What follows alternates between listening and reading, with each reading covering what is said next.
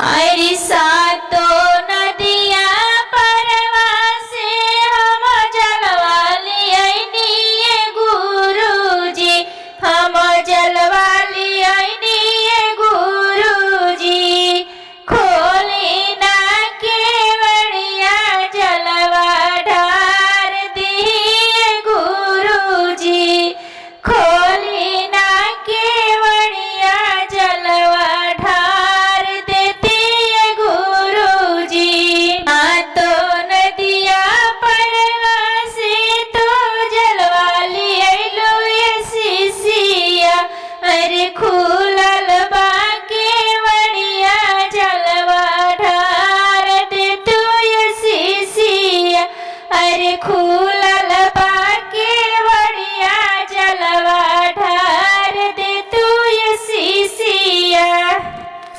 अरे सासू जी के बोलिया कर जवा साले गुरुजी को रे जवा साले गुरुजी।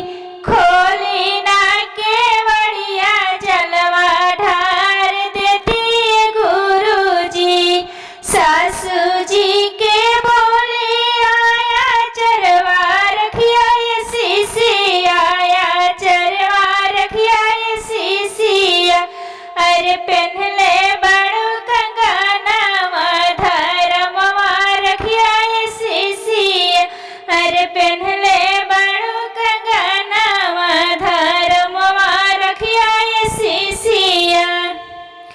सातो नदिया परवा से पंचमेवा लनिए गुरुजी, खोली ना केवड़िया भगवा लगाई लेती गुरुजी। सातो नदिया परवा से पंचमेवा ललो ये सीसिया, अरे खुलल बा केवड़िया भगवा लगाई लो ये सीसिया। जेठ जेठानी के बोलिया सहात नइखे ये गुरुजी, सहात नइखे ये गुरुजी, अरे खोली ना केवड़िया जलवा ढार ले ये गुरुजी।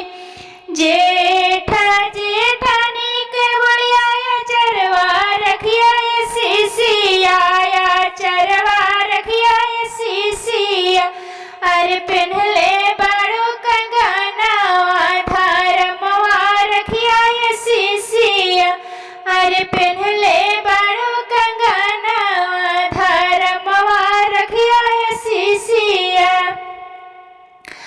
अरे सातो